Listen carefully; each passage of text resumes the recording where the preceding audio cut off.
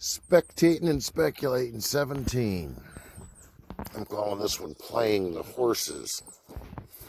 And I don't know, I've kind of reached this place in my life where I'm thinking a lot about when I was a kid and little things that kind of stood out at the time that I haven't thought too much about recently. But I remember when my grandfather, Harold L. Hart, he was born in 1897 and died in 1996. He almost made it to 100 years old. In fact, I saw him about a day before he died, and we had a good talk. When I was a little boy, about 1966, 1965, 6, 7, around there, my grandparents lived in Hornell, New York, and he was pretty much retired, although he had sort of a side gig selling barber supplies. He'd sold the bakery in town there that he, built up in the 1920s and 30s, and, they were just kind of comfortable. And I remember that he was always real fond of running down to the horse track. He loved race horses. And he subscribed to some magazines, and I remember that one of them was called Harness Horse. And one time he called me over. He said, "Bret, come here. I want to show you something." And he opened up the magazine, and lo and behold, there's a horse in there with the same name as me. There's a picture of this horse called Bret Hart, same spelling, and a picture of another horse called Bret Hanover, B-R-E-T, and as this clipping from an article shows, that was one quick horse. And a little more research that I did, I've been hunting like crazy, and I found that this horse, Bret Hanover, sired a fair number of horses that they called Bret this, that, or the other thing, including Bret Hart, and that many of his sons, I guess you could say, were horses of note. And I went back and saw an article about, well, it wasn't an article, it was like an advertising page from that Harness Horse magazine. And way back then in the 60s, it would cost you between, $600 and $1,000 to roll the dice with your mare, hoping that you might produce a winning racehorse out of that. And looks like Bret Hanover, this world champion horse, as we used to say in college, got a lot of action back then, Bravo, Bret, Bert, Don. That's interesting because I have an Uncle Don, and his daughter went to college for equestrian studies. Something's on fire. And then there's the one with the same name as me. And then there's Bret's Boy and Bret's Legend. And my grandfather told me way back then in the 60s that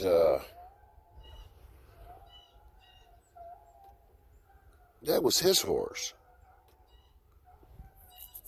One of them was his horse, and he named it after me.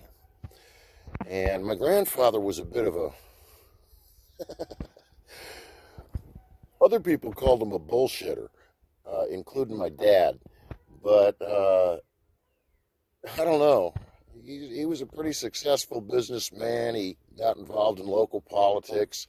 He was all up in Freemasonry and stuff. I think he was in charge of the DMOLA for most of New York State at one point and things, and he had the rings and all that stuff.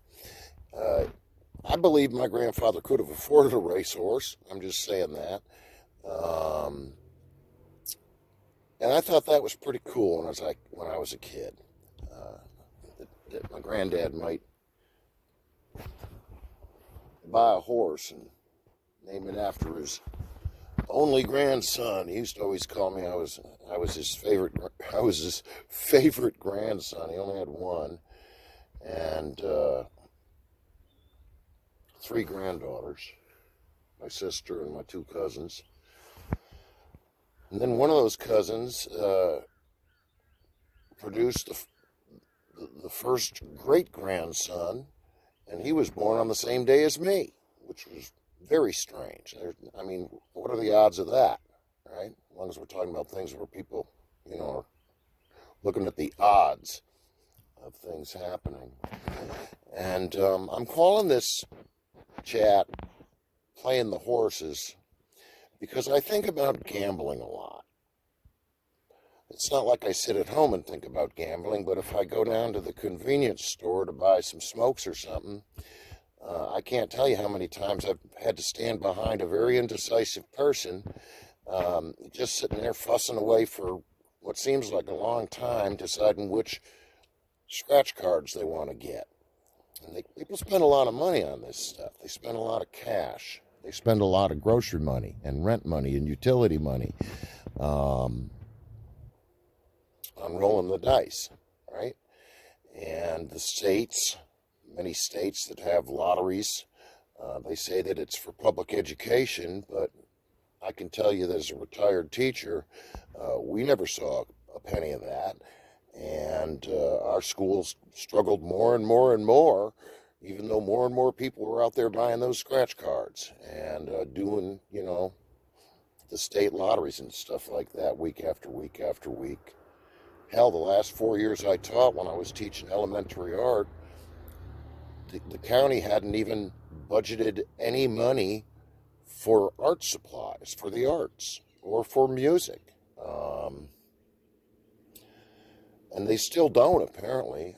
I got an email not too long ago from a young lady that teaches art at one of the high schools in the county asking me if I would judge again this year the student countywide art show.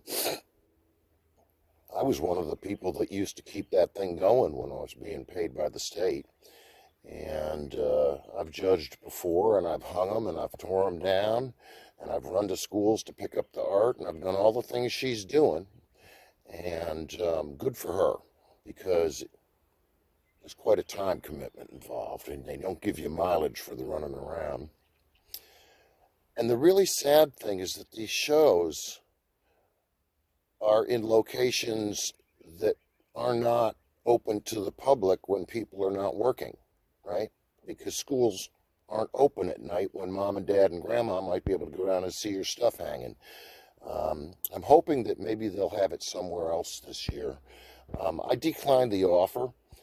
I asked her, I said, is the county compensating judges in the way that the not-for-profit arts organizations compensate judges for their annual shows? And she said, unfortunately, no.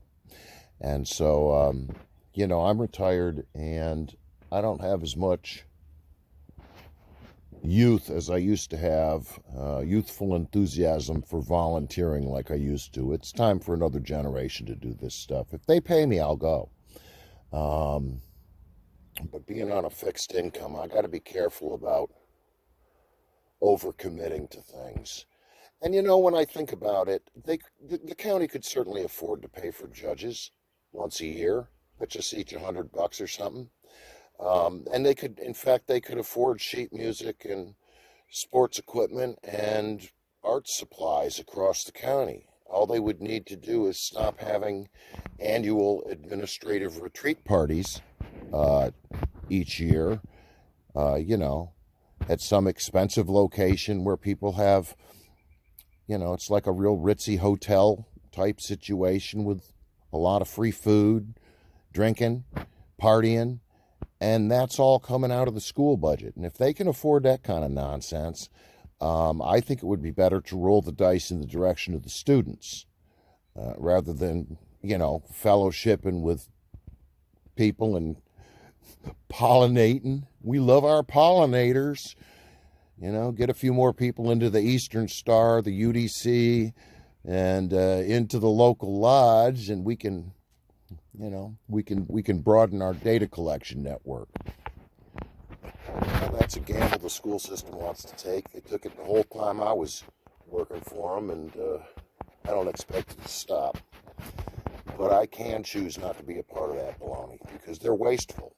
They never have any lack of money when it comes to having a good time. But they can't seem to pinch out a crayon for an elementary school art class.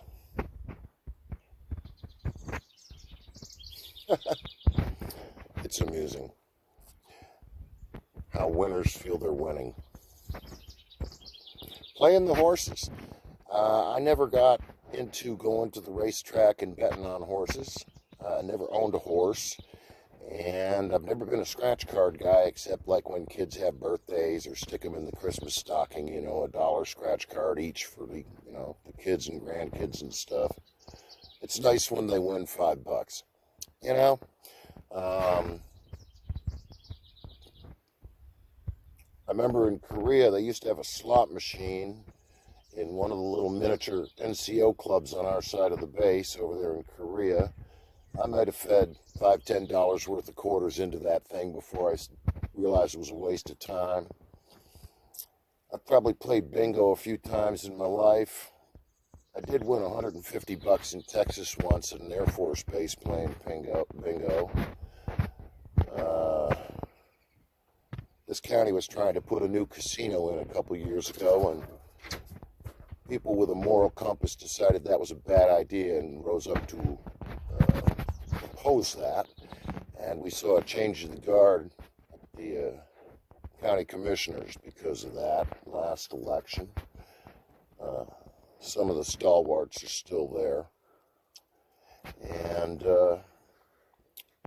they want to have a nice gambling facility right here in Rockingham County. I think that's a bad idea. I don't think we need a casino. I don't think we even need another golf course ever. And I think of all of these things as gambling with one's sort of eternal destiny. Because it is clear and inarguable that if you've got enough money to go to the casino, to buy hundreds of dollars of scratch cards every month, or lottery tickets, tea times, motorized golf carts, trips to the Danville Casino to play the slots and roulette and blackjack and stuff.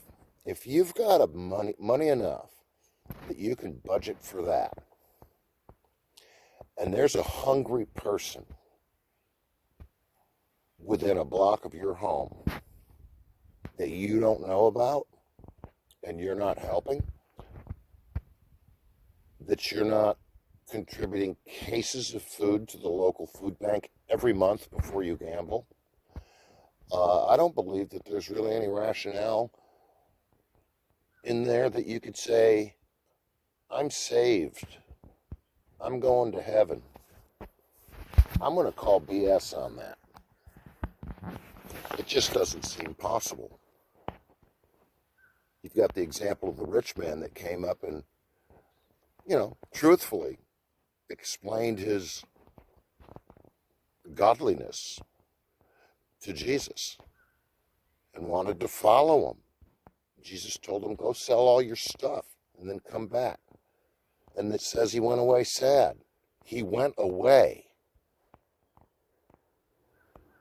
He knew he was damned. His stuff was more important than eternal salvation. His stuff was his religion. I can't tolerate a preacher that has a golf membership. It makes me want to just lose my mind. A preacher with a golf membership who plays as often as they can with people in the church. Think of all of that money. I think of this one church out in Draper. Got a lot of golfers in it. Draper is a ghetto with all kinds of substance abuse, alcoholism, addiction, horrible things, epidemic problems. And right there in the midst of it is a person that would consider themselves a man of God, a shepherd, someone that other people feel discipled by, Who's got enough extra money to play golf? Oh, man. You talk about a strong delusion. It says in those days, God himself is going to send a strong delusion on people so that they will be unable to discern how fallen they've become. Gambling, playing golf,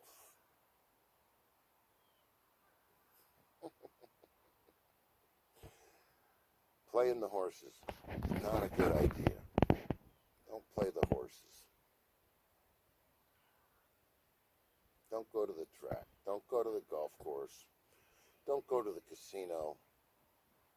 And for heaven's sakes, don't go to a broken, fallen Sunday morning entertainment system that's only going to break your legs and keep you earthbound and useless